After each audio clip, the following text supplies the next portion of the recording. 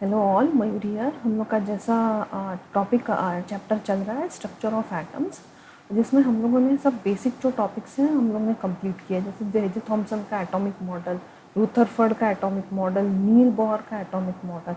ये सब लोगों ने ये सभी से हम लोगों ने जान लिया कि एटम में क्या चीज़ से बना है। जैसे इलेक्ट्रॉन्स रिवॉल्व करता है, पॉजिटिव चार्ज है वो सेंटर में न्यूक्लियस में सिचुएटेड है, और इलेक्ट्रॉन्स का जो है वो डिस्क्रीट एक ऑर्बिट है जो कि वहाँ ही घूमता है सर्कुलर मोशन में। अभी आज हम पढ़ेंगे द डिस्कवरी ऑफ न्यूट्रॉन्स, कि न्यूट्रॉन्स का डिस्कवरी कैसे हुआ था। ये सबसे पहले जो साइंटिस्ट है वॉल्टर बोथ और हर्बर्ट बेकर ने, ये लोगों ने ये सबसे पहले ये जो एक्सपेरिमेंट है कंडक्ट किया था with radio active element polonium, okay, which emits alpha particles, and they made it to incident on light elements such as beryllium, boron और lithium। तो इसका ऑब्जर्वेशन क्या था कि जो लाइट एलिमेंट्स, जो ये रेडिएशंस जो पास हुआ लाइट एलिमेंट से, वो इंटेंस था, मतलब मान लो बहुत ही फोर्स था, स्ट्रेंथ था। फिर क्या किया था, मैग्नेटिक फील्ड और इलेक्ट्रिक फील्ड एज वेल, ये दोनों ही इंट्रोड्यूस किया था। That is electric field with one positive and one negative. तो वापस से ऑब्जर्वेशन क्या था इन लोगों का, the penetrating radiations were not deflected at all, मतलब कुछ डिफ्लेक्शन नहीं हुआ, जबकि उसमें देखा कि चार्ज नहीं था, वो न्यूट्रल था। लेकिन तभी इतना आइडिया नहीं था कि वो जो न्यूट्रल है, जो चार्ज नहीं है, उसे वो क्या हो सकता है। तो लोगों ने अंदाज़ा लगाया कि ये गामा रेज है, जिसका इलेक्ट्रोमैग्नेटिक रेडिएशन बहुत ही हाई एनर्जी का है। अभी आगे चलते हैं। वैसे ही 1932 में इरिन क्यूरी और फ्रेडरिक क्यूरी, ये लोगों ने स्टडी किया ये अननोन रेडिएशंस को, और ये लोगों ने क्या किया, एक पैराफिन वैक्स से इसे पास किया। तो वहाँ वो लोगों ने क्या ऑब्जर्वेशन किया, protons were ejected with a very high energy, that is 5 MeV। Then these scientists came to a possibility that they are gamma rays। अगर ये गामा रेज है तो ये तो बहुत ही हाई एनर्जी पोजेस करना चाहिए। ऐसे ये लोगों ने कुछ पॉसिबिलिटीज अंदाज़ा लगाया था। फिर 1932 में Ettore Majorana came with a possibility that it may be a neutral particle.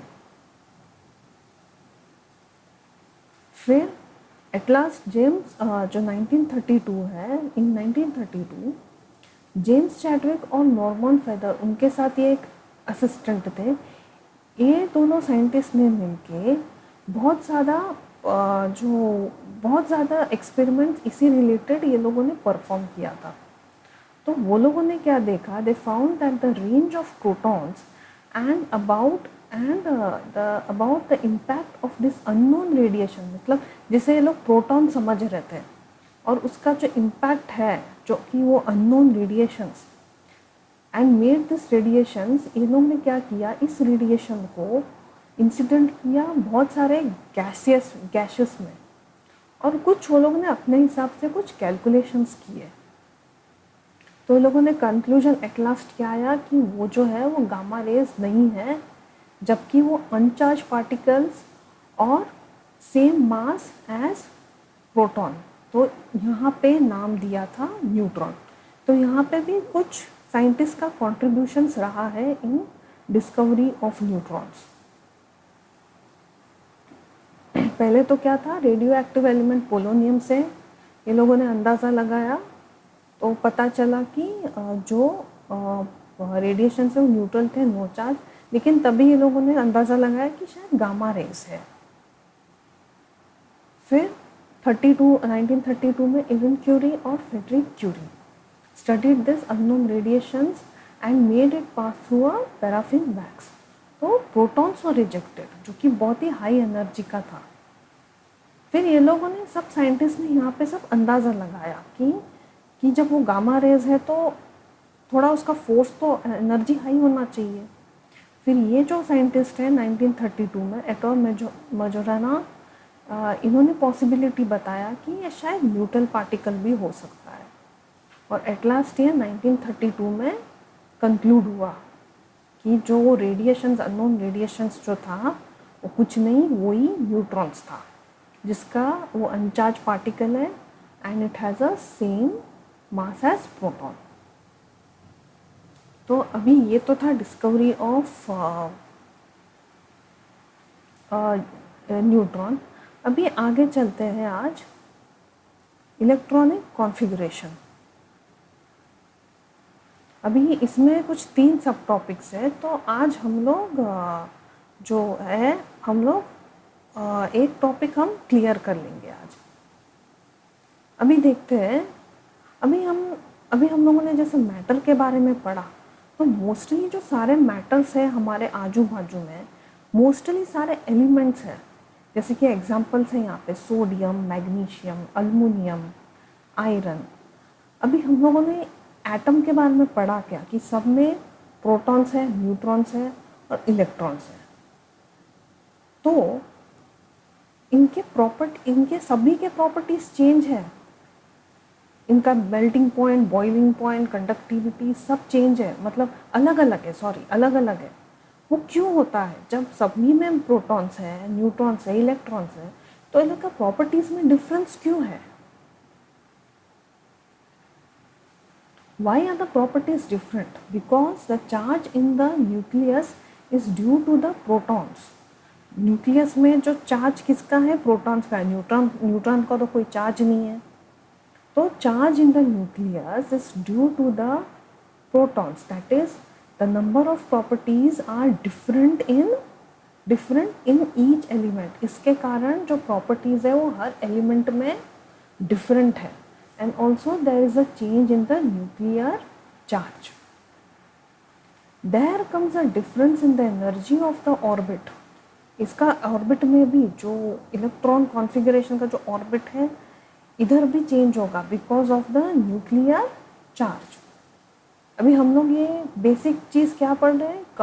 Number of protons is equal to number of electrons. So the electronic configuration is also different in the following elements so as there is a change in the properties. मतलब electronic configuration का भी से भी फ़र्क पड़ता है properties में, क्योंकि अरेंजमेंट ऑफ द इलेक्ट्रॉन्स तो अलग है। देखिए यहाँ पे न्यूक्लियर चार्ज, सोडियम का न्यूक्लियर चार्ज कम है, इससे ज़्यादा होगा मैग्नीशियम, इससे ज़्यादा होगा एल्युमिनियम, और इससे ज़्यादा होगा आयरन, क्योंकि जो प्रोटॉन्स का जो नंबर है वो अलग अलग है।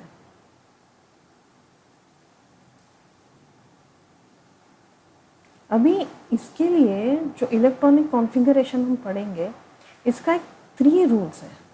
पहला रूल क्या है पढ़ते हैं, 3 rules of electronic configuration. Then the maximum number of electron present in a shell is given by the formula 2n square. ये फॉर्मूले से हमको पता चलता है कि जो इलेक्ट्रॉन प्रेजेंट है शेल में।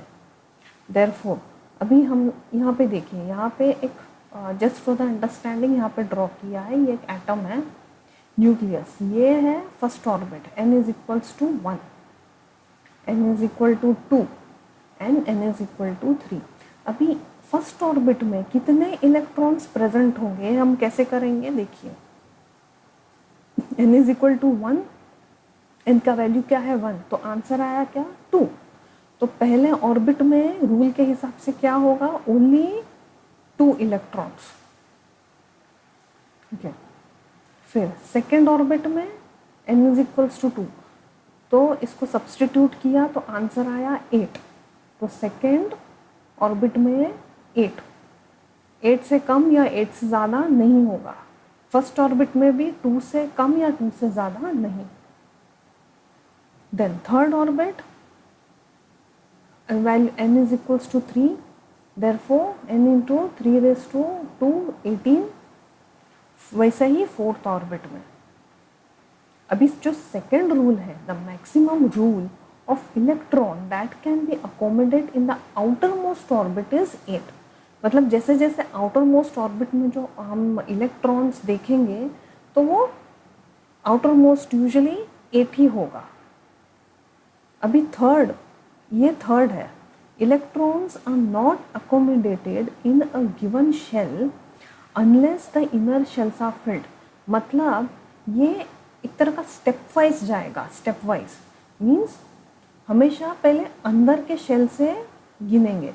अभी फॉर एग्जांपल जैसे हाइड्रोजन में फर्स्ट ए की हाइड्रोजन इज 1, तो हम इधर के बदले हम इधर बाहर नहीं ड्रॉ कर सकते, नहीं, वो इधर से ही इनर शेल से ही सबसे पहले शुरू करना है, आउटर सेल्स से नहीं। तो इसका मतलब ये है कि वो स्टेप वाइज जाता है।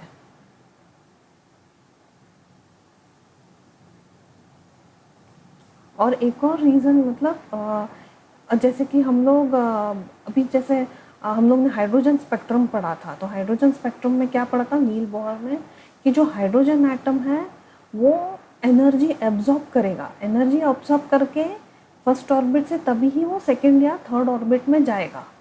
लेकिन वहाँ से भी अगर उसका एनर्जी लूज़ हो गया, एनर्जी उसका गया, जितना एनर्जी लूज़ हुआ वो वापस आएगा ग्राउंड स्टेट में। इसे ये जो थर्ड पॉइंट है ये एक्चुअली ग्राउंड स्टेट को भी लागू होता है इस पर, कि यहाँ पे जो अगर हाइड्रोजन एटम या फर्स्ट हाइड्रोजन इलेक्ट्रॉन या फर्स्ट ऑर्बिट में प्रेजेंट है, वो एनर्जी एब्जॉर्ब करके हायर ऑर्बिट्स में चला जाएगा, lower orbit to higher orbit.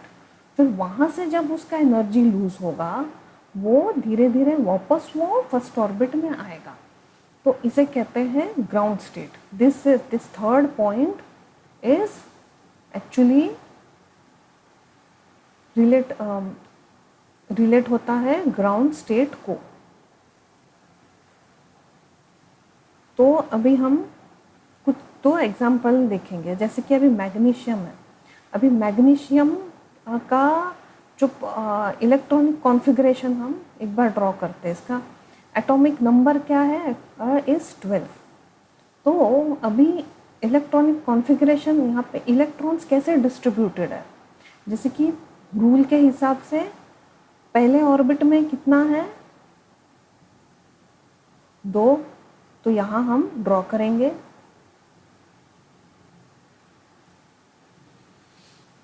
ये पहला ऑर्बिट है 1 2। फिर सेकेंड ऑर्बिट में 8 इलेक्ट्रॉन्स, तो चलते हैं 8 इलेक्ट्रॉन्स ड्रॉ करते हैं। 1 2 3 4 5 6 7 8, ये हो गया 8। फिर अभी कितना बचा 2 इलेक्ट्रॉन्स प्लस 8 10, तो और 2 इलेक्ट्रॉन्स कहाँ पे आएगा, ये आउटर ऑर्बिट में। एक इधर करते हैं तो एक इधर। अभी ये तो थोड़ा सिंपल था। अभी चलते हैं मैग्नीशियम में, जिसका जो एटॉमिक नंबर है वो 20 है, मतलब proton is equal to the number of electrons. तो प्रोटॉन जब 20 है तो इलेक्ट्रॉन्स भी इसमें 20 है। तो अभी यहाँ पे भी कैसे डिस्ट्रीब्यूट होता है ये देखते हैं। पहला ऑर्बिट में ऑब्वियसली 2 हो गया, इजी था। सेकेंड ऑर्बिट में भी 1 2 3 4 5 6 7 8। अभी कितना यहाँ पे कंप्लीट हुआ, टोटल 10 इलेक्ट्रॉन्स। तो अभी और 10 इलेक्ट्रॉन्स कैसे हम डिस्ट्रीब्यूट करेंगे, वापस 1 2 3 4 5 6 7 8। अभी जो बचा 2 एटम है ये हम थर्ड ऑर्बिट में इसे नहीं ड्रॉ कर सकते। क्यों? क्योंकि रूल क्या है यहाँ पे, रूल के हिसाब से सेकेंड रूल क्या है, the maximum number of electrons that can be accommodate in the outer most orbit is 8। मतलब जैसे जैसे हम ऑर्बिट जैसे जैसे आउटर ऑर्बिट में जाते हैं वहाँ पे जो जितना इलेक्ट्रॉन अकोमोडेट होगा वो 8 है। तो उस हिसाब से ये जो थर्ड ऑर्बिट में 8 इलेक्ट्रॉन्स ही आएगा। अगर 10 किया टोटल तो रॉन्ग है, इट इज़ ओनली 8। और जो बाकी जो 2 इलेक्ट्रॉन बचा है वो बाहर फोर्थ ऑर्बिट में आएगा। तो आज के लिए ये टॉपिक था।